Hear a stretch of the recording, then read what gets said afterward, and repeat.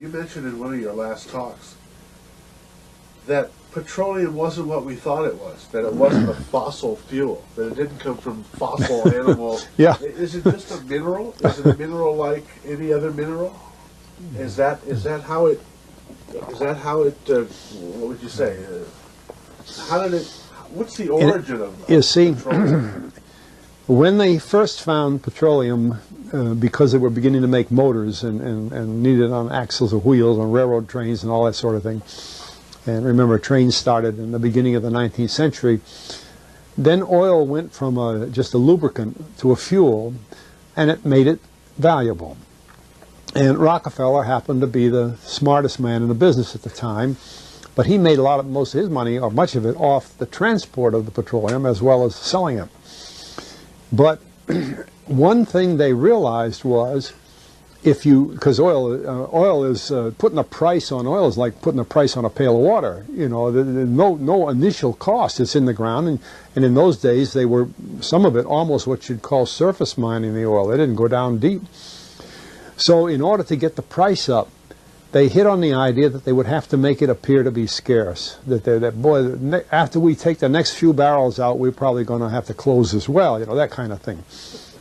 Well, a very fortuitous event. In 1892, there was a convention in Geneva of scientists to determine what organic substances are.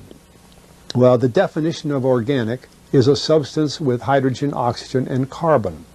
And so it's usually a living substance, a tree. You analyze a dead tree, hydrogen, carbon, and oxygen, and grass, and so on, living things. Animals, we are hydrogen, oxygen, and carbon.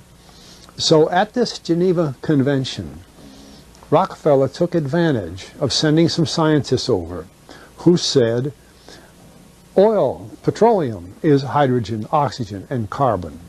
Therefore, it must be derived from the spoiling, the rotting of formerly living matter.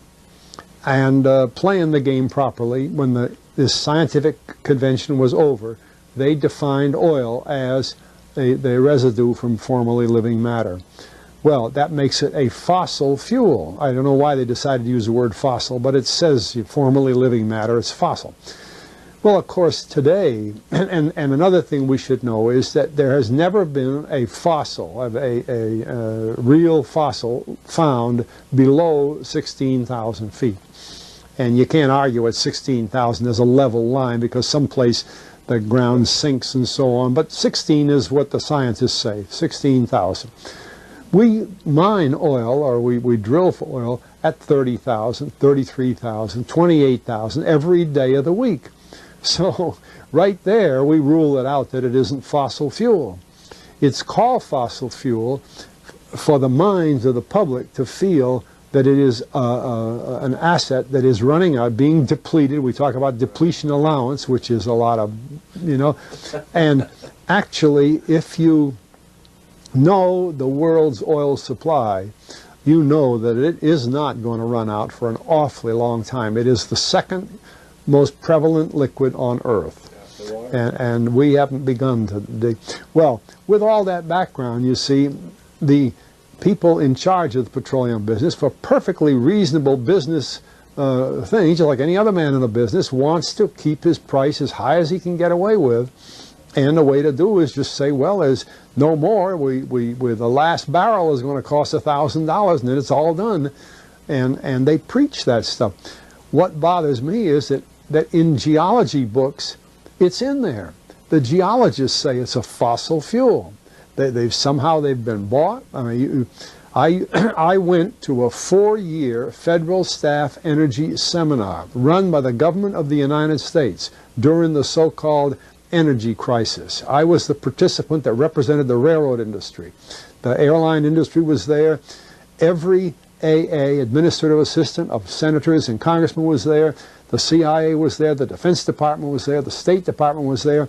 Sometimes sitting right in front of me in the row would be Henry Kissinger with his friend, the head of Department of Defense, It's too bad I can't put the names with them. But anyway, people like that, top men in the government, sitting there listening to the Federal Staff Energy Seminar. Well, what this was doing is for 4 years, they were teaching a propaganda line to the leading people in this country, and therefore to the leading people in the world, when you include the Schlesingers, Kissinger and Schlesinger, among others. And the object of it was, as Kissinger used in his own terms when it was time for him to speak, to create a world price for oil. In other words, not 30 cents a gallon here and 90 cents a gallon there, but let's get a world price. That's their goal, and they're trying to do that for wheat and everything else. We don't realize what the controls are, whether it's oil or some of these other things. Almost everything today is being categorized at the highest price they can possibly make it go. And so calling petroleum a fossil fuel is the basis for this system with respect to petroleum. And I don't know if the name Arthur Kantrowitz rings any bell. Arthur Kantrowitz is the head of the Kantrowitz Labs set up by the Avco company near Boston, scientific laboratories, and a great man in the scientific world. And Kantrowitz and I were sitting at a table at this seminar once, and the table happened to be all young college grad PhD geologists. And so just to get a conversation started, I turned to Kantrowitz and I said, Arthur, what do you think about this foolishness of these speakers talking about fossil fuel? And it was kind of put up. He started laughing. He said, you know, that gets me. He says, I don't have a geology degree, but he had 1,000 other degrees. And he said, I don't understand. He said, you'd think that these heads, these other fellows at the table, we did it on purpose, start listening, you know. And he asked, he said, are you gentlemen, he says, you're here at the meeting, are you gentlemen by any chance geologists? And one fellow, yes, I am. And the other one, yeah. He said, well, why don't you tell me? He said, why is oil, you know, and he went on like that. We brought the house down because nobody could argue with Kantrowitz. He like Einstein. People aren't going to, and he told him right there, he said, just drop it. But it's in all the books and in all the papers. But it started from that strange meeting in 1892, a scientific convention. I have a big, thick scientific encyclopedia put out by the Divan Ostrand Company that's about 15 years old now, but it has the whole story of the conference. It doesn't have the Rockefeller part, but it has the whole story of how they straightened out organic chemicals and how it was all figured, and they've got petroleum right in there. Amazing. Amazing. So these aren't accidental things, you see. There's a dollar sign behind almost everything.